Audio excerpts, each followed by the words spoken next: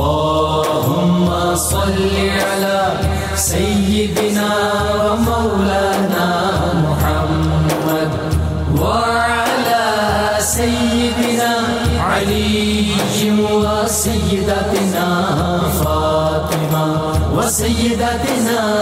زينب وسيدنا حسن وسيدنا حسين وعلى آله وصحبه وبارك وسلم وفانا محمد وعلى سيدنا علي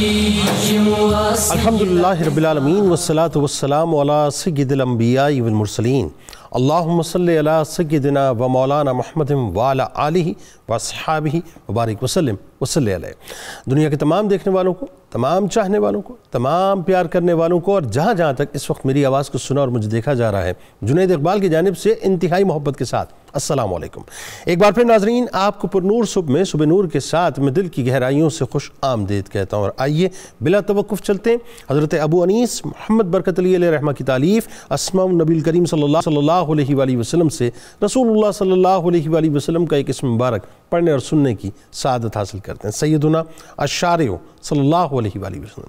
ہمارے سردار صاحب شریعت، درود و سلام بھیجے اللہ آپ صلی اللہ علیہ وآلہ وسلم پر، آپ صلی اللہ علیہ وآلہ وسلم کے آل پاک پر، اور صحابہ کرام رضوان اللہ تعالیٰ علیہم اجمعین پر۔ حضرت عبداللہ ابن عمر رضی اللہ تعالیٰ عنہ سے مروی ہے کہ ایک شخص نے رسول اللہ صلی اللہ علیہ وسلم سے عرض کیا کہ یا رسول اللہ صلی اللہ علیہ وآلہ وسلم، کون سا عمل سب سے بہتر ہے؟ آپ صلی اللہ علیہ وآلہ وسلم نے فرمایا، اللہ کے بندوں کو کھانا کھلانا اور ہر ایک کو سلام کرنا، خواہ اس سے تمہاری جان پہچان ہے یا نہیں، یہ سب سے افضل عمل ہے۔ ناظرین کرام، ہمارے ساتھ رہیے آپ، کیونکہ آج انشاءاللہ مل کر ایک انتہائی ممتاز بارگاہ میں، جنہیں انتہائی عقیدت سے ہم حضرت خواجہ اللہ بخش توسوی رحمۃ اللہ علیہ کہہ کے پکارتے ہیں، ان کی بارگاہ میں انشاءاللہ چلیں گے۔ بات یہ ناظرین کہ بر صغیر کی سرزمین پر اللہ تبارک و تعالیٰ کا یہ خاص انعام و اکرام ہے کہ اس نے زمین کے چپے چپے پر خلق کی رہنمائی کے لیے تواتر کے ساتھ اپنے محبوبین کو منتخب کر کے بھیجا۔ خاص طور پر ناظرین، اس سرزمین کے افق سے تاریکی کے اندھیروں کو روشنی میں تبدیل کرنے اور کفر کی نحوستوں کو ایمان کی برکتوں میں بدلنے میں جہاں مختلف سلاسل کے صوفیہ کرام کا کردار انتہائی اہم ترین ہے، وہیں سلسلہ چشت کے بزرگوں کا کردار اپنی مثال آپ ہے۔ اور سلسلہ چشت میں ناظرین جہاں کئی خانقاہیں اسلام کے نور کو پھیلانے میں اپنا کردار ادا کرتی رہی ہیں اور کردار ادا کرتی رہیں گی انشاءاللہ، وہیں تونسہ شریف کی خانقاہ اپنی مثال آپ ہے۔ لہٰذا آج 13ویں صدی ہجری کی ایک ایسی ممتاز ہستی کی بارگاہ میں اپنی عقیدتوں اور محبتوں کے نذرانے مل کے پیش کرتے ہیں، جو تونسہ شریف کے آفتاب ہیں اور امام التارکین، برہان العاشقین، غوث زماں حضرت شاہ سلیمان توسوی المعروف پیر پٹھان رحمت اللہ علیہ کے مہتاب ہیں، جنہیں عقیدت مند انتہائی محبت سے حضرت خواجہ اللہ بخش توسوی رحمت اللہ علیہ کے نام سے یاد کرتے ہیں۔ کتب مدار حضرت خواجہ اللہ بخش توسوی رحمت اللہ علیہ ناظرین وہ ہستی ہیں کہ جن کا خاندانی شرف اور خاندانی عظمت تو اپنی جگہ تھی، اجداد کا اکرام بھی اپنی جگہ ظاہر مقدم تھا، مگر آپ رحمت اللہ علیہ اپنی عبادات اور ریاضت اور مجاہدے کی وجہ سے مقام و مرتبے پہ ایسے پہنچے، یعنی اس مقام و مرتبے پہ پہنچے کہ اس وقت کے تمام صوفیہ کرام پر آپ سبقت لے گئے تھے۔ لہذا ناظرین تاریخ گواہ ہے کہ آپ رحمت اللہ علیہ نے اپنے جد امجد حضرت خواجہ شاہ محمد سلیمان توسوی رحمت اللہ علیہ کی طرح پوری تندہی سے نہ صرف خلق خدا کی رہنمائی فرمائی بلکہ ان کی خدمت بھی کی، اور سلسلے کی اشاعت میں اپنے تمام خداداد صلاحیتوں کا استعمال کرتے ہوئے لوگوں کی خدمت کرتے رہے۔ آپ کا اخلاق ناظرین انتہائی اعلیٰ تھا، علم و فضل میں،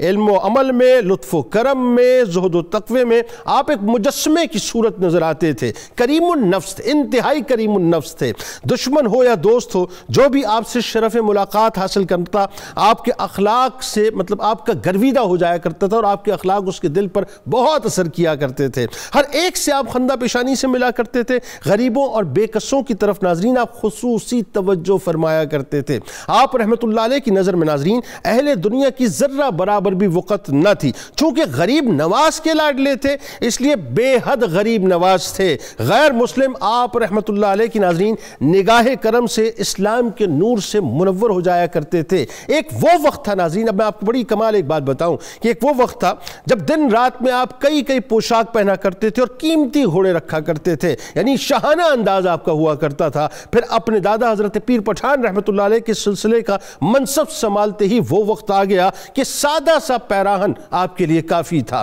ذکر الہی میں مشغول رہا کرتے تھے۔ اپنے سلسلے کی پہچان، یہ بڑی اہم ترین بات ہے ناظرین، آج لوگوں کی سمجھنے اور سلسلے والوں کے لیے خاص طور پہ سمجھنے کے لیے ضروری ہے کہ اپنے سلسلے کی پہچان 5 وقت کی نماز با جماعت بتایا کرتے تھے۔ دین کی ترویج و اشاعت کے لیے کئی اسفار آپ نے کیے، دہلی کے شاہی خاندان کے کئی افراد آپ رحمۃ اللہ علیہ کے مرید ہوئے۔ بادشاہ بہادر شاہ ظفر شہزادوں کے ساتھ قدم بوسی کے لیے حاضر ہوتا۔ آپ رحمۃ اللہ علیہ علماء کی اصلاح پر بھی خصوصی توجہ دیا کرتے تھے ناظرین۔ آپ کا خیال تھا کہ علماء کی اصلاح سے مسلم سوسائٹی کا بڑا طبقہ خود بخود صحیح راہ پر آ جائے گا، اور اس بات کی ضرورت ناظرین اگر آپ محسوس کریں تو آج بھی اسی انداز سے محسوس ہوتی ہے کہ سب سے زیادہ میرا خیال ہے ضرورت اس بات کی ہے کہ علماء کی اصلاح کی جائے اور خانقاہیں بھی اپنی اصلاح فرمائیں۔ آپ رحمۃ اللہ علیہ کی ناظرین نظر میں وہ فراست تھی کہ اب یہ بڑی اہم بات ہے، اور یہ تاریخی بات ایسی ہے ناظرین کہ آپ کا ایک بڑا اہم کردار ہے اس حوالے سے،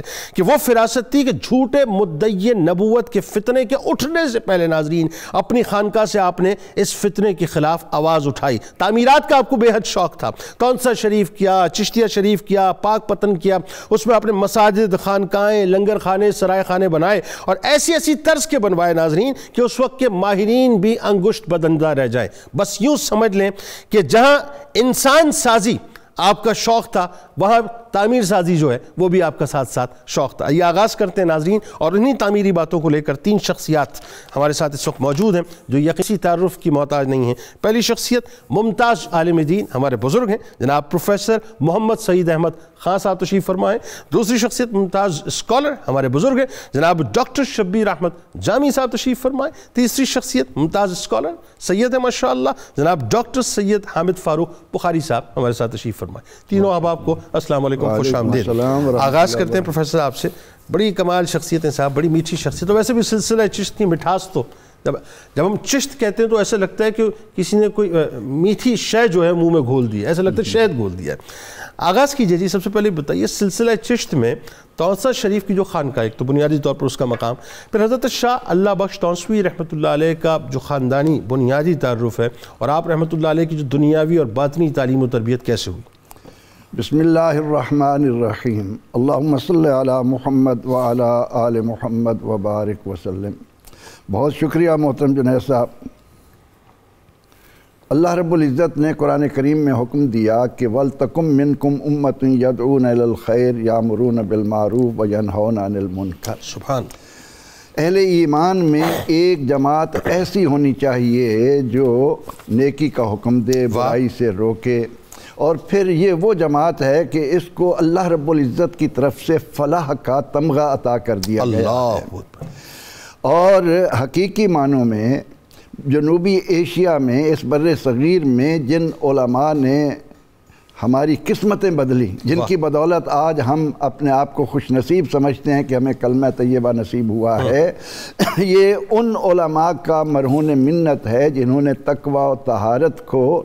تزکیہ نفس کو، اپنی شخصی وقار کو سب سے بڑھ کر اہمیت دے کر لوگوں کے لیے رول ماڈل بنے۔ سبحان اللہ، سبحان۔ جہاں تک ہم سلسلہ چشت کی بات کرتے ہیں تو آپ نے بڑی پیاری بات کہی کہ مٹھاس ہے، اسی بنا پر تو کہا جاتا ہے کہ چشت اہل بہشت۔ سبحان اللہ۔ یہ وہ مقدس لوگ ہیں کہ جنہوں نے جنوبی ایشیا میں اسلام کے نور کو عام کیا۔ یہ سلسلہ حضرت خواجہ غریب نواز رحمۃ اللہ علیہ سے شروع ہوا، قطب الدین بختیار کاکی، حمید الدین ناگوری، پھر فرید الدین گنج شکر، پھر نظام الدین اولیاء، اور ان سے ہوتا ہوا جب یہ فخر الدین، فخر اسلام تک، فخر ایمان تک پہنچتا ہے تو وہ حضرت فخر الدین دہلوی رحمۃ اللہ، حضرت فخر الدین دہلوی رحمۃ اللہ علیہ، تو وہ اپنے مرید خاص قبلہ عالم نور محمد مہاروی رحمۃ اللہ علیہ کو فرماتے ہیں کہ تم نے تو کام کرنا ہے، لیکن میری ایک نصیحت کو ذہن میں رکھنا کہ اس خطے میں شاہ محمد سلیمان توسوی کا ظہور ہونا ہے. ہاں ایک شہباز ہیں, شہباز شریعت اور طریقت ہیں, ان کو تم نے قابو کرنا ہے. ٹھیک ہے. اور پھر جس انداز سے انہوں نے حضرت شہباز طریقت کو اپنے قابو میں کیا, اور اس کے بعد اچھا باقاعدہ ان کے علاقے میں آیا جایا کرتے تھے اور تلاش کیا کرتے تھے. اور یہ یہاں پر یہ توسہ شریف جو ہم کہتے ہیں, ایک بڑی نکتے کی بات ہے کہ توسہ تس سے, کہ فلاں کیا ہے جی, تسہ ہے. یہ سرائکی میں کہتے ہیں پیاسے کو. اچھا پیاسے کو کہتے ہیں کہ یہ وہ علاقہ تھا کہ جہاں پانی کی قلت کی بنا پر لوگ پیاسے رہا کرتے تھے. اللہ کا نیک بندے کے قدم آئے اور وہ آج آپ دیکھیں توسہ بیراج کی صورت میں کیا نور عطا کر رہا ہے, کیا خوبیاں عطا کر رہا ہے. مطلب جہاں گئے گل و گلزار کر دیا. جنید صاحب, قرآن کریم کو مطالعہ کرنے کے بعد اس نتیجے پر انسان پہنچتا ہے کہ قرآن کا موضوع الانسان ہے. بے شک. اور انسان کو اللہ نے وہ تکریم دی ہے کہ اگر انسان کے پاؤں جہاں پڑے, آدم علیہ السلام کا پاؤں جہاں پڑا جبل رحمت ہو گیا, خلیل اللہ کا پاؤں جہاں پڑا مقام ابراہیم بن گیا, ہاجرہ اور اسماعیل کے قدم جہاں پڑے صفا مروہ بن کر وہ اللہ کی نشانیاں بن گئے. تو حضرت سلیمان توسوی رحمۃ اللہ علیہ کا خاندان جو جعفر قبیلہ سے ہے, جیسے آپ نے پیر پٹھان کا ذکر بھی کیا, ان کے بیٹے گل محمد کو اللہ تعالیٰ نے یہ نور عطا کیا جسے ہم خواجہ اللہ بخش توسوی کہتے ہیں. 2 بیٹوں میں یہ بڑے تھے. 3 بیٹے تھے. اچھا 3 بیٹے. آپ کے 3 بیٹے تھے, ایک کا نام تھا گل محمد اور ایک کا نام تھا یہ درویش محمد اور ایک خواجہ عبداللہ. حضرت گل محمد رحمۃ اللہ علیہ کے جو ہے 2 بیٹے تھے, ان میں حضرت جی ہاں ان میں حضرت اللہ بخش توسوی رحمۃ اللہ علیہ, اللہ تعالیٰ نے ان کو دیا. اور پھر مولوی محمد امین کے حوالے کیا خواجہ سلیمان توسوی رحمۃ اللہ علیہ. اچھا انہوں نے قرآن پڑھانے کے لیے انہیں قرآن پڑھایا, تفسیر حدیث کا علم دیا. جب علوم ظاہریہ میں کمال حاصل کر لیا تو علم کتاب کے بعد علم حکمت اور تزکیہ نفس کے لیے شاہ سلیمان رحمۃ اللہ علیہ نے اپنی گود میں لے لیا, اور پھر اس انداز سے آپ کو نوازا, وہ تربیت دی کہ دلائل الخیرات اپنی زندگی میں ان کو پڑھنے کے لیے ایک حکم دے دیا, اور اپنی زندگی میں ان کو اپنی مسند عطا کی, اور جس کی بدولت انہوں نے آگے چل کر اس کو وہ مقام عطا کیا کہ آج بر صغیر جنوبی ایشیا میں ہمیں جو بڑے بڑے نامور ادارے نظر آتے ہیں جہاں سے علم و حکمت کے نور اور اس کے چشمے پھوٹ رہے ہیں, وہاں ہر جگہ توسہ شریف کی چھاپ آپ کو ضرور نظر آئے گی. کیونکہ نور محمد مہاروی رحمۃ اللہ علیہ فرماتے ہیں ایک دن راز کو ظاہر کرتے ہوئے کہ معرفت طعام معرفت کی جو دیگ اللہ کے محبوب علیہ السلام نے مولا کائنات علی مرتضیٰ رضی اللہ عنہ کو دی, انہوں نے آگے وہ خواجہ حسن بصری رحمۃ اللہ علیہ کے حوالے کی, اور پھر خواجہ حسن بصری رحمۃ اللہ علیہ سے ہوتی ہوتی گنج شکر کے ذریعے آخر کار فرید الدین یہ خواجہ فخر الدین رحمۃ اللہ علیہ تک پہنچی, اور وہاں سے قبلہ عالم نور محمد مہاروی. یہ وہ نام ہے کہ جو شخص تھوڑا سا بھی طریقت کی طرف رجوع رکھتا ہے وہ اس نام کو سنتے ہی چونک اٹھتا ہے کہ یہ وہ پیارا نام ہے جس نے پنجاب کو ہی نہیں پورے پاکستان کی سرزمین کو اسلام کے نور سے جگمگ کیا. اور اس لیے سلسلہ چشت کا یہ مرتبہ اور مقام ہے کہ توسہ شریف کی عقیدت اور محبت ہر جگہ آپ کو. اچھا اس میں پھر اس کا مطلب یہ ہوا پروفیسر صاحب کہ یہ بات پھر طے ہوئی کہ توسہ شریف کی جو خانقاہ ہے بنیادی طور پر اس کا بڑا بنیادی اور بڑا کلیدی کردار ہے سلسلہ چشت میں. جی ہاں, اس میں کوئی شک نہیں, کیونکہ قبلہ عالم نور محمد مہاروی رحمۃ اللہ علیہ نے اس کو چنا ہے, اور اس کے بعد انہوں نے جو ذمہ داریاں ان کے حوالے کی ہیں ان کی بدولت آج یہ نام جو ہے وہ دل و زبان سے ادا ہوتا ہے. سبحان اللہ. اچھا اتنی خوبصورت ابتدا ہوئی ہے اسی سلسلے میں. اب دیکھیں یہ بڑی ایک عموماً لوگ کہتے ہیں, اور وہ جملہ پھر مجھے یاد آ گیا, اور وہ ظاہر ہے چونکہ بات بھی ایسی ہے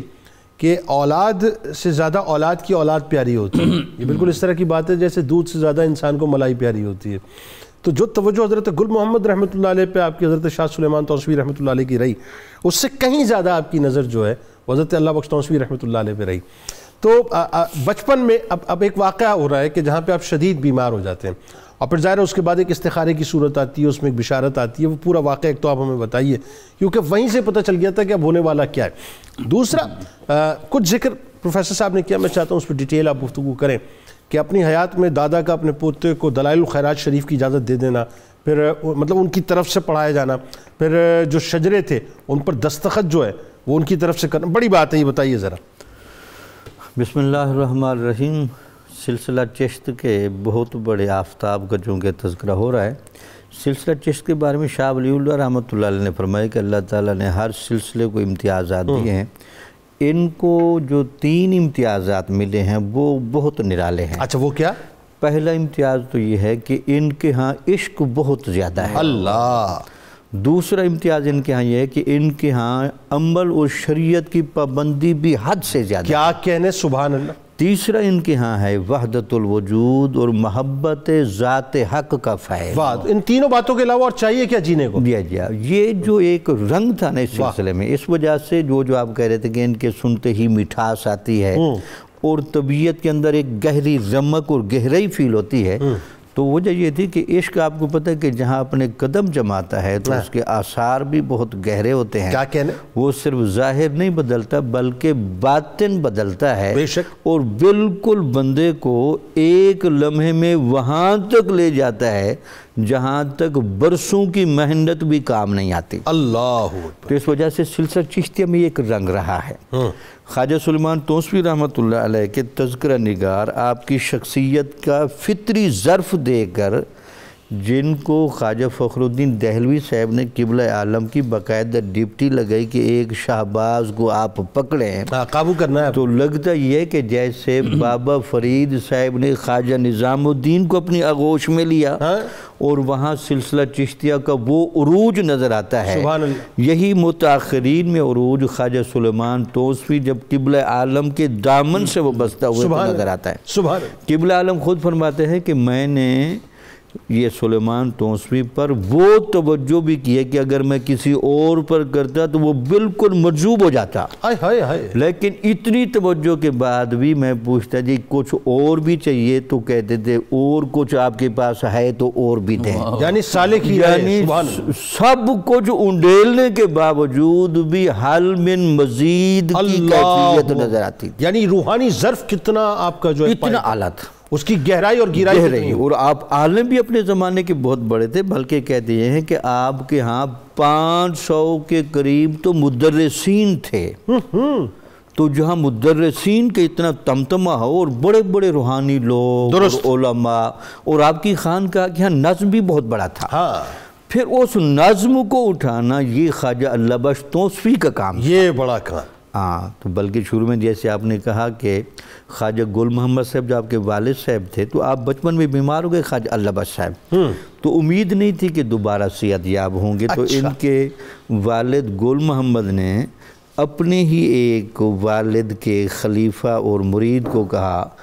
سید جمال کو، کہ آپ ذرا استخارہ کر کے معلوم کریں کہ یہ صاحبزادہ کہیں دنیا سے جانے تو نہیں لگا۔ انہوں نے جب استخارہ کیا تو بڑا خوبصورت ان کو خواب آیا کہ اس استخارے کی خواب میں خواجہ معین الدین چشتی اجمیری سے لے کر خواجہ نظام الدین تک، خواجہ فخر الدین دہلوی، خواجہ نور محمد مہاروی رحمۃ اللہ علیہ سارے موجود ہیں، اور وہاں ایک بندہ غالباً خواجہ فخر الدین دہلوی مولانا صاحب لکھا ہے، انہوں نے خواجہ اللہ بخش توسوی کو اٹھا کے خواجہ سلیمان توسوی کے بنگلہ شریف کے مسلح پر بٹھا دیا۔ اللہ اکبر۔ تو یعنی فخر الدین دہلوی صاحب ان کو وہاں بٹھا رہے ہیں، اس کے بعد وہ خواب انہوں نے، بڑی بات موجودگی کن کن کی ہے، موجودگی کی موجودگی میں کام ہو رہا ہے، جی پھر اس کے بعد انہوں نے جب استخارہ خواجہ گل محمد صاحب سے عرض کیا، وہ خوش بھی بڑے ہوئے لیکن اس پر پریشان ہوئے کہ میری موجودگی میں میرا بیٹا پہلے آ رہا ہے، تو پھر قدرت کا نظام دیکھیں ہوا بھی اسی طرح۔ لگتا یہ کہ خواجہ سلیمان توسوی صاحب کو بھی بصیرت کی بنیاد پر اندازہ تھا کہ اس میری ولایت اور ذمہ داری کا بوجھ اٹھائے گا یہ صاحبزادہ۔ اور خواجہ گل محمد رحمۃ اللہ علیہ کے ذہن میں یہ بات آئی تھی کہ میری موجودگی میں حیات میں کیسے ہوگا، پھر ظاہر ہے آپ خواجہ توسوی رحمۃ اللہ علیہ کی حیات میں مثال کر گئے تھے، تو پھر یہ اچھا اب اس میں ذرا مختصراً تاکہ بات آگے بڑھاتے ہیں، 2 چیزیں آپ بتا دیجئے لوگوں کو، سننے والوں کو۔ ایک تو یہ کہ جو دلائل الخیرات شریف کی اجازت دی اور شجروں پہ جو ہے دستخط کا معاملہ، مختصر جی۔ اور حافظانوں کے دلائل الخیرات کو تمام سلاسل میں یہ ایک ورد رہا ہے جس بندے کے دل میں یہ ہو کہ اس کے اندر عشق الہی کا سمندر موجزن ہو، اس کو دلائل الخیرات کا عامل بنایا جاتا ہے۔ جو دلائل الخیرات خود پڑھتے تھے اپنے ہاتھوں سے، وہی دلائل الخیرات دی سجادگی کا اشارہ، اور اب جن شجروں پر خود دستخط کر کے اپنے خلفاء مقرر کرتے تھے، وہاں ان کو کہا جی آپ دستخط کیا کریں۔ آخری بات کہے کہ خواجہ سلیمان توسوی رحمۃ اللہ علیہ کے جو اجل خلیفہ ہیں خواجہ شمس الدین سیالوی سے، وہ کہتے چونکہ آپ ذرا شاہانہ رنگ کے تھے، صاحبزادے تھے، تو جب حضرت کا وصال قریب آیا تو سارے متردد تھے کہ آپ کے خلیفہ کون ہوں گے، اگر کہ اشارے تو تھے، تو آپ نے کہا کہ اللہ بخش کو بلا کے لے آئے۔ جب آپ قریب ہے تو آپ کو سینے سے لگایا، اور وہ قرآن مجید میں جو ایک جملہ ہے وَنَفَخْتُ فِيهِ مِن رُوحِي، اور 3 دفعہ اتنے جذبے سے کہا کہ لگتا یہ تھا کہ آپ کے پاس جو کچھ بھی تھا خواجہ اللہ بخش کو آپ منتقل سبحان اللہ۔ اور دیکھیں وہ کیسا کمال ہے کہ وہ جو حضرت خواجہ سلیمان توسوی رحمۃ اللہ علیہ کا ڈاکٹر صاحب جب ظاہر وصال کا وقت قریب تھا، تو حضرت اللہ بخش توسوی رحمۃ اللہ علیہ جس وقت آپ کی بارگاہ میں آئے تو قدم بوسی کرنے کے بعد آپ نے مانگا بھی کیا کہ مجھے اور کچھ نہیں چاہیے، یہ جو فقراء میں تو فقیر ہوں، ان کی جوتیاں سیدھی کرنے کے لیے مجھے لگا دیجئے، بس وہ ایک زندگی، وہ کہتے ہیں کوئی پل ہوتا ہے عطا کا، وہ پل عطا کا تھا، فیصلہ تو تھا قدرت کی طرف سے لیکن وہ عطا کا پل تھا۔ اچھا اب ذرا یہ بتائیے ساتھ ساتھ کہ حضرت خواجہ اللہ بخش توسوی رحمۃ اللہ علیہ سجادگی اختیار کرتے ہی آپ نے فقر اختیار کر لیا، یعنی وہ جو زندگی کی لیوشنس تھی، وہ جو آسائشیں تھیں، وہ جو پروٹوکول تھا، یعنی وہ جو آپ بڑی ایک خوبصورت اور حسین زندگی گزارتے تھے، وہ ساری تبدیل ہوئی، وہ بتائیے۔ پھر آپ نے ہندوستان کا سفر شروع کیا، اس کے مقاصد کیا تھا یہ بھی بتائیں، سفر حج کے بارے میں ضرور بتائیں، اور اسی میں ایک واقعہ جو کتب مدار والا واقعہ ہے کہ اس کی زیارت کرنی، بتائیے ذرا۔ بسم اللہ الرحمن الرحیم۔ جنید بھائی میں اسی جملے سے آغاز کرنا چاہوں گا کہ جب آخری وقت حضور پیر پٹھان کی بارگاہ میں آپ حاضر تھے تو حضرت نے فرمایا کہ مانگو کیا مانگنا چاہتے ہو، تو جو آپ نے شعر پڑھا جس کا آپ نے ترجمہ کیا اور اشارہ کیا ہے، آپ نے عرض کیا بابو من از تو ہے چیز دیگر نمی خواہم پس ہمیں می خواہم کہ نالین فقیران تورا، کہ بابو میں آپ سے اور کچھ نہیں مانگتا، صرف اتنا مانگتا ہوں یہ عطا فرما دیجئے کہ آپ کے در پہ آنے والے فقیروں کے نالین میں سیدھے کرتا رہوں۔ اس کا مطلب یہ ہوا کہ اولیاء کے در پہ آنے والے فقیروں کے نالین بھی عطا سے سیدھے ہوتے ہیں، یہ اللہ کی مہربانی ہو، توفیق ہو۔ اور یہ میں نے دیکھا ہے اور خود بھی سنا ہے کہ آج بھی جو صوفیاء چشت ہیں وہ اپنی دعاؤں میں اپنی نسل کے لیے یہی دعائیں کرتے ہیں کہ یہ ہمارے در پہ آنے والے جو لوگ ہیں ہماری نسلوں کو ان کے نالین سیدھے کرنے کے اللہ توفیق عطا فرمائے۔ تو یہ فیضان حضرت سے جاری ہوا، پھر اللہ رب العزت نے آپ کو وہ فیضان عطا فرمایا، اور جس کی طرف حضرت نے اشارہ کیا اس موقع پہ بھی آپ نے ارشاد فرمایا وَنَفَخْتُ فِيهِ مِن رُوحِي، کہ میں نے اپنی روح اس میں پھونک دی ہے۔ اور پھر جب پیر پٹھان کے بعد آپ مسند نشین ہوئے تو لوگ فرق نہیں کر سکتے تھے پیر پٹھان تشریف فرما ہے یا حضرت خواجہ اللہ بخش توسوی تشریف فرما ہے۔ حضرت شمس العارفین رحمۃ اللہ علیہ جو بڑا ریگارڈ اس حوالے سے آپ نے کیا۔ اور جو سجادگی کی کیفیت ہے کہ وہ حضور پیر پٹھان کے ختم کل پہ تیسرے روز یہ سجادگی کی جو مسند پہ آپ کو بٹھایا گیا، سب سے پہلے وہ منظر یہ تھا کہ آپ کے سر انور پہ وہی کلہ رکھا گیا جو حضور پیر پٹھان کا تھا، وہی پیرہن وہ جبہ پہنایا گیا جو حضور پیر پٹھان کا تھا، اور پھر اس وقت وہاں موجود تھے کون؟ حضرت فخر الدین فخر جہاں دہلوی کے سجادہ نشین حضرت نظام الدین دہلوی، وہ آگے بڑھے، انہوں نے سبز دستار آپ کے سر انور پہ باندھی، اور حضور خواجہ نور محمد مہاروی کی ٹوپی بھی آپ کے سر انور پہ رکھی گئی ہے۔ یہ سارے فیضان ایک جگہ پہ جمع فرما دیے گئے۔ پھر وہاں خادمان موجود تھے اجمیر شریف کے، انہوں نے حضور خواجہ اجمیر کی بارگاہ سے جو دستار لائی وہ باندھی، حضور قطب الدین بختیار کاکی کی دستار کو باندھا گیا، اور حضور محبوب الہی کے دستار کو باندھا گیا۔ ایسی سجادگی مجھے نہیں پتا چشم فلک نے کبھی اور بھی دیکھی ہے یا نہیں دیکھی کہ اتنے سارے لوگوں کی جو مسند پہ بیٹھنے والے کو یہ اعزاز میرے رب نے عطا فرما دیا ہے۔ پھر وہی کیفیت پیدا ہوئی جو فقر اختیاری کی کیفیت ہے اور جو میرے رسول کی وراثت سے آگے منتقل ہوئی ہے۔ پہلے اتنے اعلیٰ پوشاک پہنتے تھے، قیمتی گھوڑوں پہ سفر کرتے تھے، پھر ساری زندگی جب مسند نشین ہو گئے، اور وہ کتنا عرصہ تھا، کوئی 2 سال، کوئی 4 سال، 52 سال 52 برس آپ مسند نشین رہے، اور نیلا تہ بند باندھتے تھے، اور صرف وہ کلہ اور پیرہن ہوتا تھا۔ اور اسی دوران کسی نے سوال کیا، جو آپ نے انٹرو میں اشارہ کیا، کسی نے سوال کیا، حضرت یہ آپ جو نیلا تہ بند باندھتے ہیں کیا یہ آپ کے سلسلے کی پہچان ہے؟ آپ نے فرمایا سلسلے کی پہچان تو 5 وقت کی نماز با جماعت ادا کرنا ہے، یہ پہچان نہیں ہے۔ تو یہ فقر آپ نے اختیار فرمایا۔ ہندوستان کا سفر کیوں کیا؟ جی پھر آپ ہندوستان کی طرف چلے، اور اولیاء، اور وہ جو میں یہ جملہ یہاں عرض کرنا چاہتا ہوں جو قبلہ پروفیسر صاحب نے فرمایا کہ سلسلہ چشتیہ میں تونسا شریف کا وہی کردار ہے جو ہندوستان میں اجمیر شریف کا تھا اور پاکستان میں تونسا شریف کا ہے۔ آج یہاں جتنے بھی بڑے بڑے ادارے ہیں اور خانقاہیں ہیں اور مسند نشین ہیں، سب کو فیضان جو ہے وہ تونسا شریف سے حاصل ہوا ہے۔ اور پھر اگر ہم ہندوستان میں دیکھیں تو وہ اجمیر شریف سے یہ سلسلہ چلا۔ آپ حضرت وہاں پہنچے، پہلے تونسا شریف سے آپ روانہ ہوئے، اور پھر آپ چشتیاں شریف پہنچے، پھر وہاں آگے آپ اپنے آستانہ عالیہ پہ مرشد خانے پہ پہنچے مہار شریف میں، اور وہاں جو سجادہ نشین تو اس وقت حضرت مولانا فخر الدین مہاروی، ان کو ساتھ لیا، آپ کے نالین اٹھائے، پھر آپ ناگور شریف پہنچے اور وہاں حضرت خواجہ حمید الدین ناگوری کے ساتھ حاضری دی، پھر آپ آگے اجمیر شریف پہنچے، عرس شریف کی تقریبات کا آغاز ہو چکا تھا، آپ نے وہاں 10 دن قیام فرمایا، اور پھر آپ نے حضرت کی بارگاہ میں حاضری دی۔ پھر جب اجمیر سے آپ چلے تو آپ آگے جے پور پہنچے، اور وہاں حضرت مولانا ضیاء الدین کے پاس جا کے ٹھہرے، جو حضرت فخر الدین فخر جہاں دہلوی کے خلیفہ مجاز تھے، ان کے پاس جا کر آپ نے قیام فرمایا۔ پھر آپ دہلی پہنچائے، اور پھر دہلی میں پہنچ کے آپ نے حضرت خواجہ قطب الدین بختیار کاکی کی بارگاہ میں، حضرت نصیر الدین چراغ دہلوی کی بارگاہ میں حاضری دی، اور پھر وہاں دہلی کے قیام کے دوران وہ واقعہ پیش آیا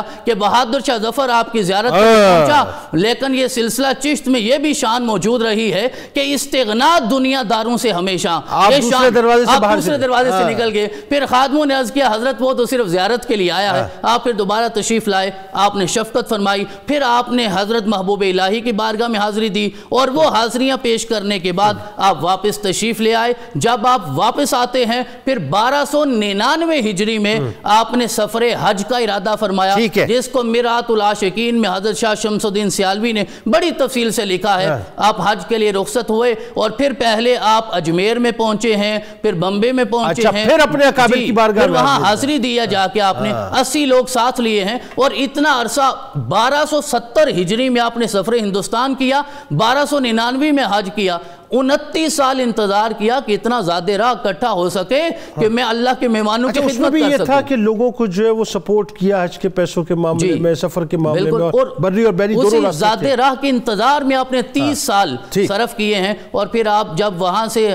بحری جہاز کے ذریعے مکہ پہنچے، 1 مہینہ 17 دن قیام کیا، پھر آپ مدینہ تشریف لے گئے، وہاں 2 ماہ قیام کیا، اور پھر وہ قطب مدار کا واقعہ میں انشاءاللہ اگر آپ اجازت دیں گے تو اگلی مرتبہ انشاءاللہ اس پہ گفتگو کریں گے۔ اور ناظرین ایک بات خاص طور پہ آپ دیکھیے، یہ کیسی شان ہے اللہ والوں کی، یعنی ایک طرف تو بہادر شاہ ظفر جو ہے آپ سے ملنا چاہتا تھا، وہ ڈاکٹر صاحب نے بتایا، راجہ سردار سنگھ جو والی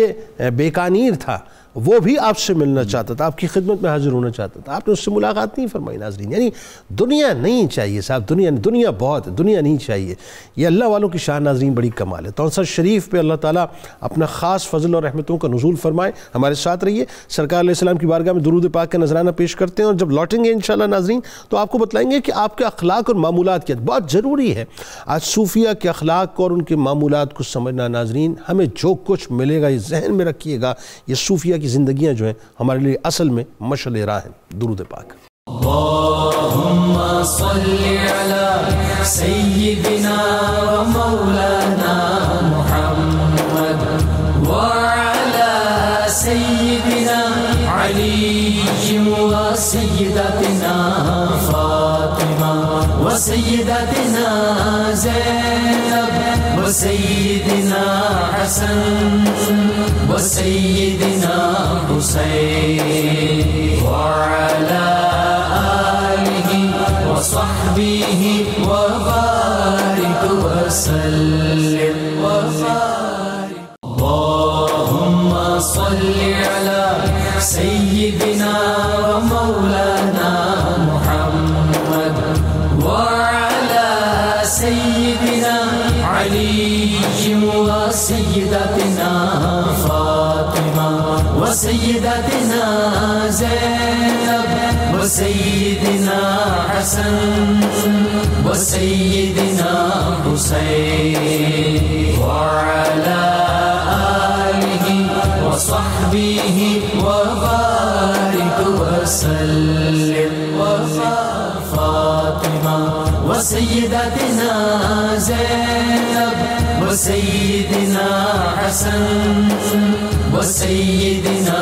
حسين. ایک بار پھر ناظرین میں آپ کو خوش آمدید کہتا ہوں. تونسد شریف اس وقت حاضری ہماری ہو رہی ہے اور تونسد شریف کے مہتاب تونسد شریف کے آفتاب حضرت شاہ اللہ بخش توسفی رحمۃ اللہ علیہ کی بارگاہ میں ہدیہ عقیدت ہم پیش کر رہے ہیں. آپ یہ دیکھیں ناظرین کہ ان صوفیہ کی زندگی جو ہے کیا خوبصورت اور کیا کمال زندگی ہوتی ہے. ابھی جو آخری جو گفتگو ہو رہی تھی ڈاکٹر صاحب سے، یعنی ایک طرف جو ہے وہ زندگی کا عالم یہ ہے، زندگی اس انداز سے گزر رہی ہے کہ صبح و شام جو ہے انتہائی حسین اور مہنگی ترین پوشاک پہنی جا رہی ہے اور بہترین سی سواریوں کا استعمال ہو رہا ہے. یعنی آپ اس کی مثال یوں سمجھ لیں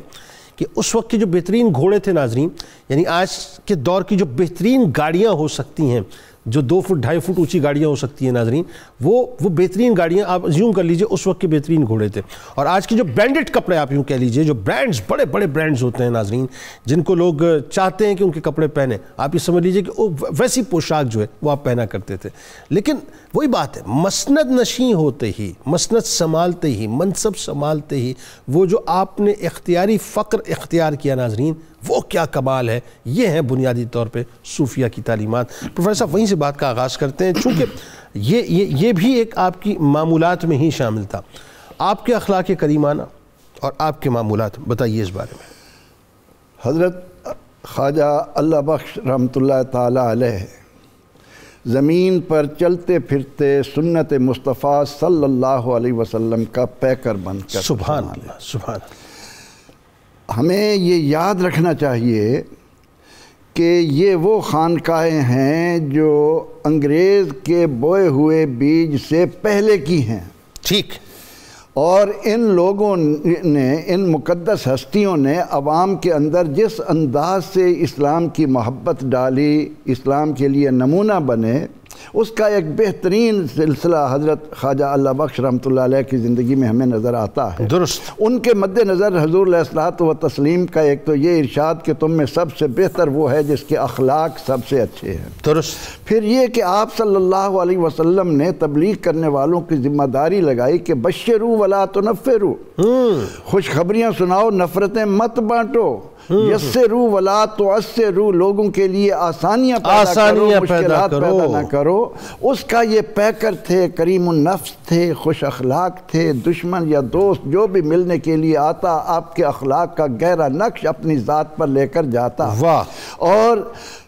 صرف یہ نہیں کہ یہ صوفی تھے، علم میں اس مقام پر تھے کہ ان کی لکھی ہوئی تحریریں جب ہمارے جیسے طالب علموں کے سامنے آتی ہیں تو ہم ان کو سمجھنے سے عاجز آ جاتے ہیں. ان کے بارے میں صرف یہ تاثر دینا کہ جی وہ تو صوفی تھے، نہیں، انہوں نے علم کے بعد حکمت اور تزکیے کی جو منزلیں طے کی تھیں، انہوں نے اس خطے کی قسمت بدلی. اور آج اسلام کا نور ہمارے دلوں میں اگر موجزن ہے تو انہی پاک لوگوں کی کوششوں کی بدولت ہے. آپ کے جب معمولات کی طرف ہم آتے ہیں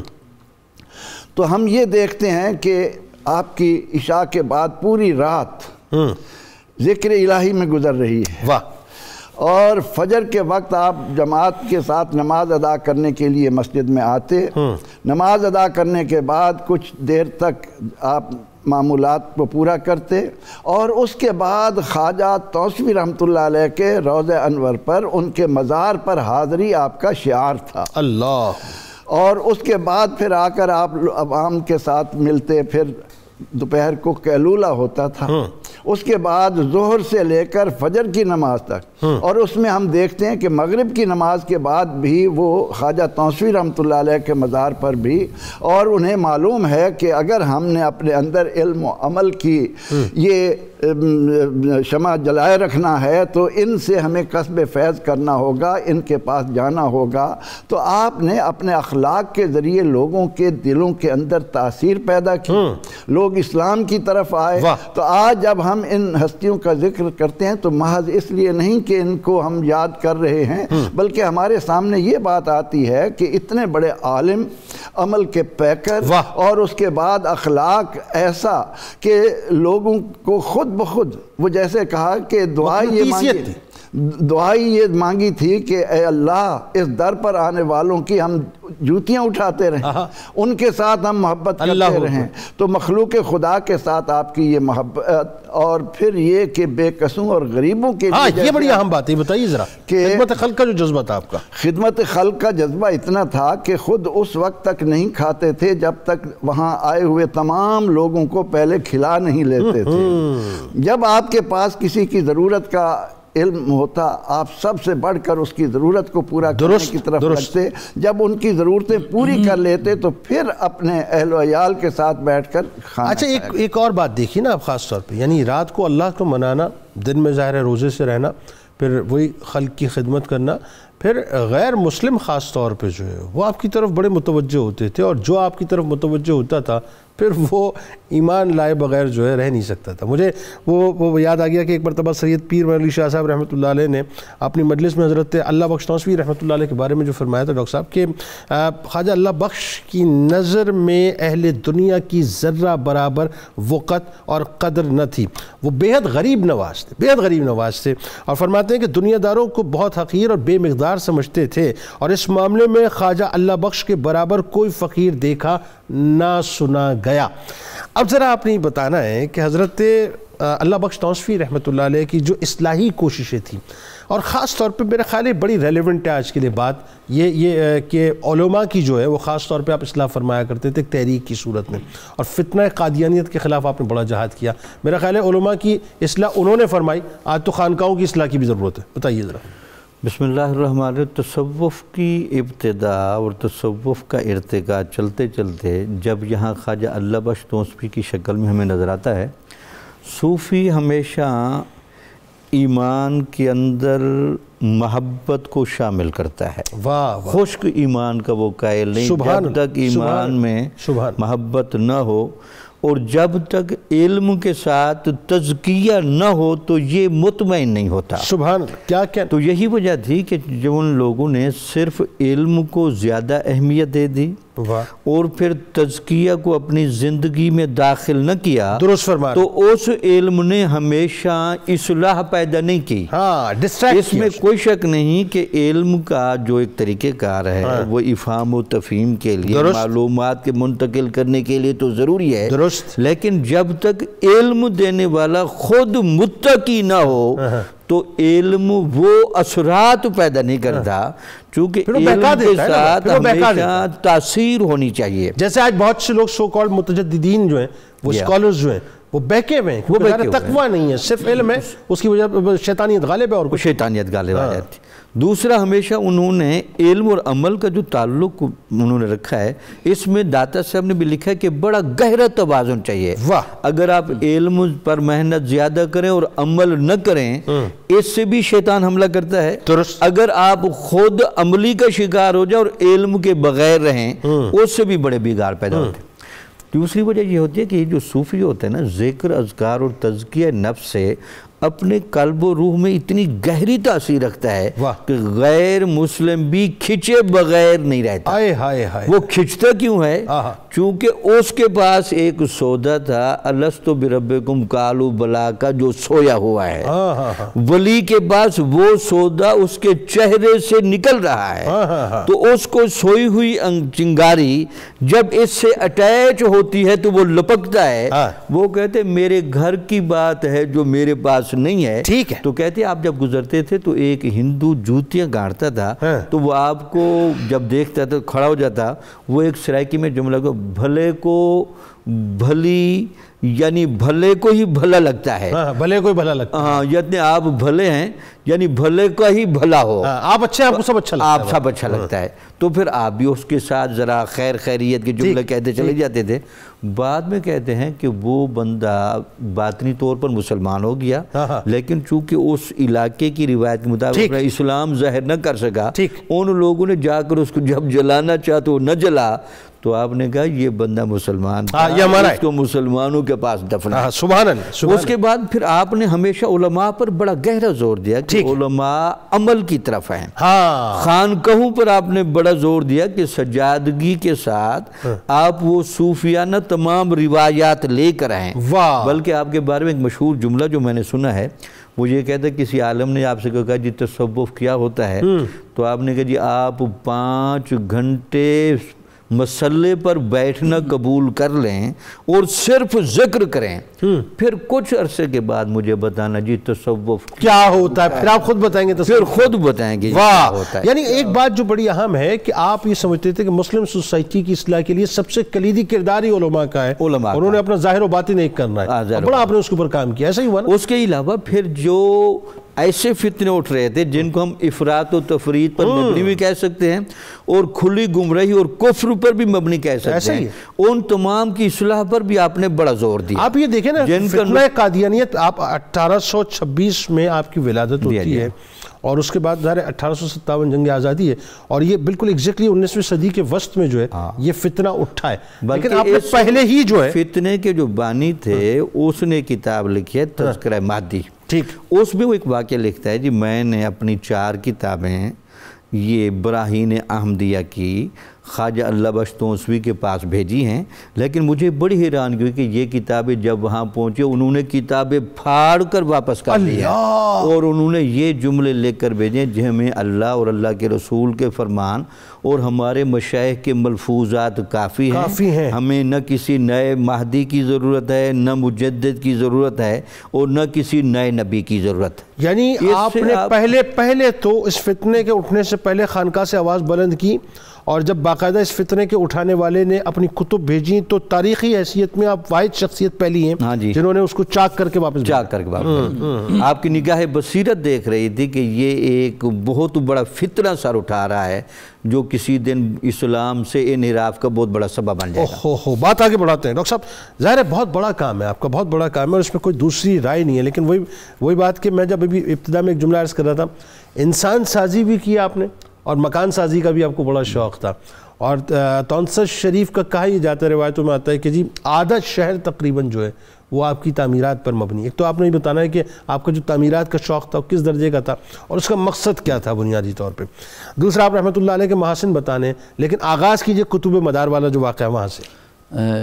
جی جنید بھائی، یہ ختم نبوت پہ جو بات ڈاکٹر صاحب فرما رہے تھے اس میں ایک جملہ میں یہ عرض کرنا چاہتا ہوں، یہ بھی تونسا شریف کا ہی فیض تھا جو تونسا شریف سے سیال شریف پہنچا اور پھر سیال شریف سے گولڑا شریف پہنچا، بالکل پھر میر علی شاہ پھر انہوں نے پہرا دیکھ کے اس فیضان پہ یہ بتایا، اور پھر اوپر آپ شرکپور شریف کو بھی ذہن میں رکھیں۔ اور کتب مدار کی جو آپ بات فرما رہے تھے اس میں یہ ہے کہ آپ کے 2 خادم تھے، آپ کے مرید تھے، ایک کا نام تھا حاجی غلام حسین اور دوسرے تھے ان کا نام تھا حاجی احمد علی۔ وہ آپس میں بات کرتے تھے کہ آج کے زمانے کا کتب مدار کون ہے،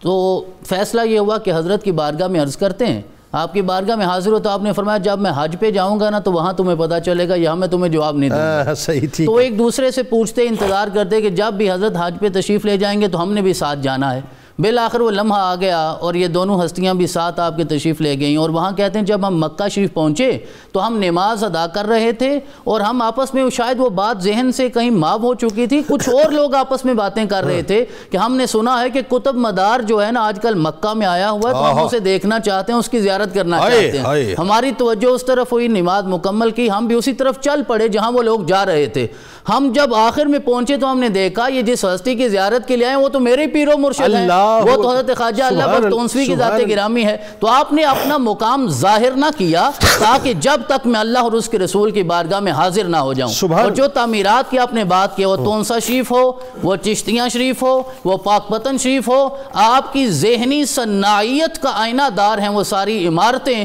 جو آپ نے اپنے زمانہ میں تعمیر کروائی ہیں۔ اور بنیادی مقصد کیا تھا؟ وہ انسانیت کا نفع تھا، اپنی ذات کے لیے آپ کو کچھ بھی مقصود نہیں تھا۔ اور وہ حضرت پیر مہر علی شاہ کا جو آپ نے قول بولا ہے کہ آپ نے ارشاد فرمایا کہ آپ کی زندگی میں نہ دنیا کی اہمیت تھی نہ دنیا داروں کی اہمیت تھی، لہذا وہ شیش محل ہو، آپ نے روزہ مبارک بنوایا ہے، آپ نے جامع مسجد بنوائی ہے، آپ نے گھنٹہ گھر نصب کروایا ہے، یہ ساری چیزیں آپ نے کنویں کھدوائے ہیں، یہ آپ نے اللہ کی مخلوق کی رضا کے لیے کیا ہے، اپنی ذات کے لیے آپ نے کچھ بھی نہیں کیا۔ مساجد کا تعمیر کروانا، لنگر خانوں کا تعمیر تعمیر کروانا, سرائے گاؤں کا تعمیر کروانا, یا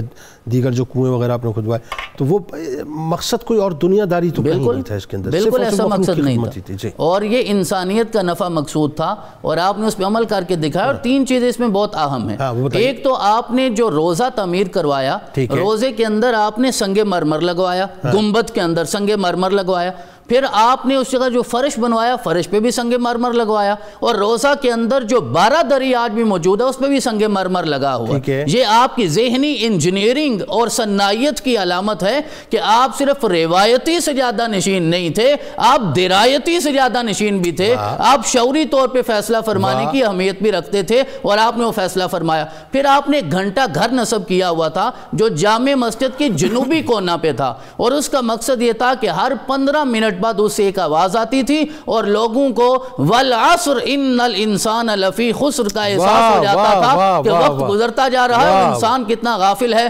الہاکم التکاثر حتی زرتم المقابر, ذرا دیکھو کلا سوف تعلمون ثم کلا سوف تعلمون. اور 1 گھنٹے کے بعد جب پورا گھنٹہ ہو جاتا تھا اتنی آواز آتی تھی کہ پورے تونسے میں وہ آواز گونجتی تھی, اور کوئی بندہ ایسا نہیں تھا نہ چاہتے ہو بھی اس کی سماعتوں تک وہ آواز نہ پہنچے. آپ نے اس طرح تعمیرات کا یہ سلسلہ, اور یہ سارا جو ڈیزائن تھا, یہ سارے نقشے جو ہیں یہ آپ کے ہی بنائے ہوئے تھے. اور آپ نے پھر جامع مسجد کے سامنے رہٹ والے کنویں تعمیر کروائے جس سے پانی نکلتا تھا, جو حضرت پروفیسر صاحب نے آغاز فرمایا نا کہ جہاں پانی کی کمی تھی وہاں پر اتنا پانی ہو گیا, اور حضرت کے در سے سارا پانی جاتا تھا, گھروں میں بھی جاتا, مکانات میں بھی جاتا, سراؤں میں بھی جاتا, مہمان خانوں میں جاتا, لنگر خانوں میں جاتا. اور آپ نے پھر چشتیاں شریف میں بھی جا کے تعمیرات کروائی اور پاک پتن میں بھی تعمیرات کروائی. اور اگر ہم آپ کے عمومی محاسن کی بات کرنا چاہیں تو حضرت حاجی نجم الدین جو مؤلف ہیں مناقب المحبوبین کے, مناقب المحبوبین,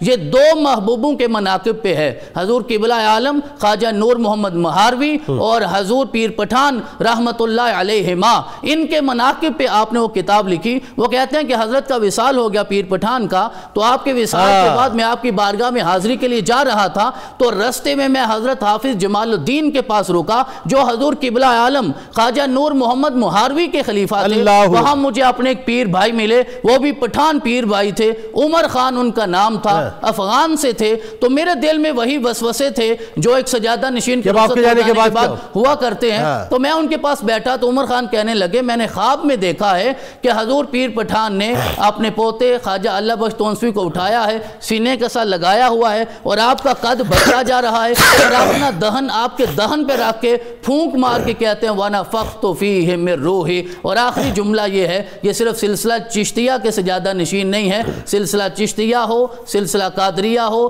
سلسلہ نقشبندیہ ہو, سہر وردیہ ہو, ان سب کا فیضان اللہ رب العزت نے تونسا شریف کو عطا فرمایا. بہت شکریہ آپ تینوں. اب آپ کا اللہ تعالیٰ ذکر پاک کو اپنی بارگاہ میں قبول فرمائے, اور کل بروز محشر حضرت اللہ بخش تونسوی رحمۃ اللہ علیہ کا ہمیں فیضان عطا فرمائے.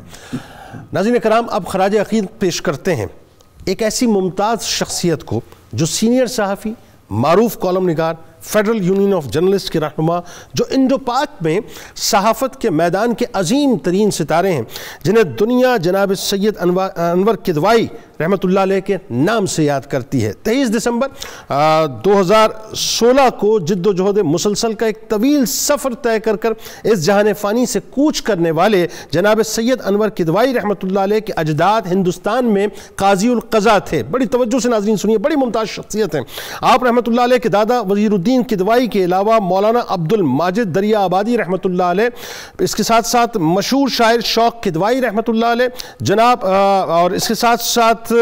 معروف کانگریسی لیڈر رفیع احمد کدوائی وغیرہ آپ کے اجداد میں شامل ہیں. اس کے ساتھ ساتھ ناظرین پاکستان کے پرچم کو ڈیزائن کرنے کا اعزاز سید انور کدوائی رحمۃ اللہ علیہ کے والد محترم جناب پروفیسر امید الدین کدوائی ایڈوکیٹ صاحب کو حاصل ہے,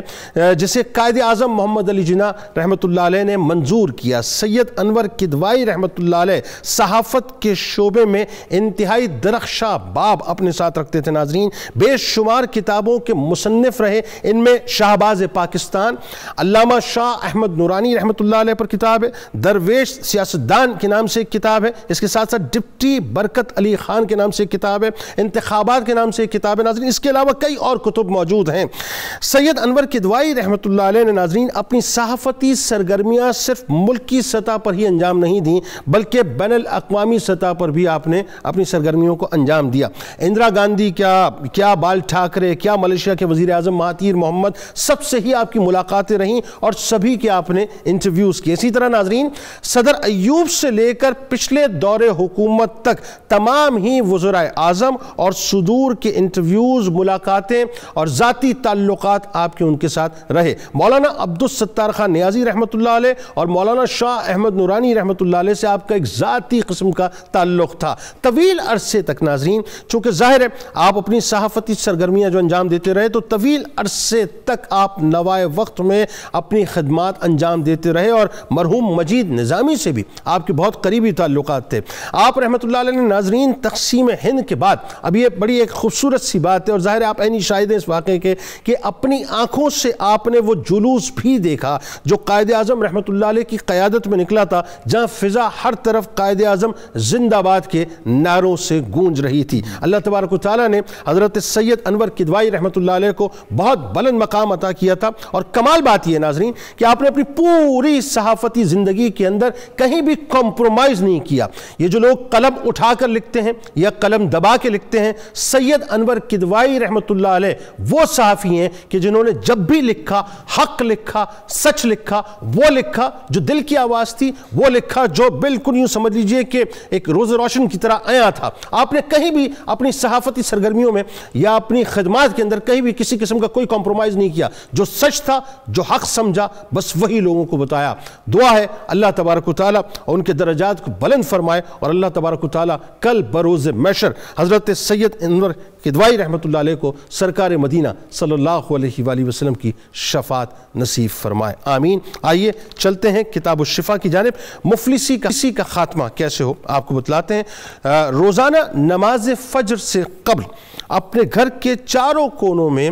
10 بار اللہ تعالیٰ کا اسم مبارک یا رزاقوں کا ورد کرنے سے اس گھر سے مفلسی کا خاتمہ ہو جاتا ہے اور گھر خوشیوں سے بھر جاتا ہے۔ حضرت علی شیر خدا کرم اللہ وجہ الکریم کا قول مبارک ہے، بڑا کمال قول مبارک ہے ناظرین، کہ حقیقی توبہ 4 ستونوں پر استوار ہے: دل سے پشیماں ہونا، زبان سے استغفار کرنا، اعضاء کے عمل کے ذریعے اور دوبارہ ایسا گناہ نہ کرنے کا پختہ ارادہ کرنا۔ روزنامہ 92 نیوز میں آج مضمون ضرور پڑھیے گا حضرت خواجہ بخش توسوی رحمۃ اللہ علیہ کے حوالے سے۔ ٹویٹر پہ ہمیں ضرور فالو کیجئے، فیس بک پیج کو لائک کیجئے، یوٹیوب چینل کو سبسکرائب کیجئے، بیل آئیکن کو ضرور کلک کیجئے گا۔ آپ وہاں موجود ہیں، ہم یہاں موجود ہیں، مل کے نعرے لگاتے ہیں۔ اس دعا، اس امید، اس یقین کے ساتھ اجازت دیجئے۔ لا یؤمن احدکم حتی اکون احب الیہ من والدہ وولدہ والناس اجمعین۔ اللہ تعالیٰ آپ کا، ہمارا، ہم سب کا، پاکستان کا اور امت مسلمہ کا حامی و ناصر ہو، آمین۔ پاکستان کا مطلب کیا؟ لا الہ الا اللہ محمد رسول اللہ صلی اللہ علیہ وآلہ وسلم۔ اللهم صل على سيدنا ومولانا محمد وعلى سيدنا علي وسيدتنا فاطمة وسيدتنا زينب وسيدنا حسن وسيدنا حسين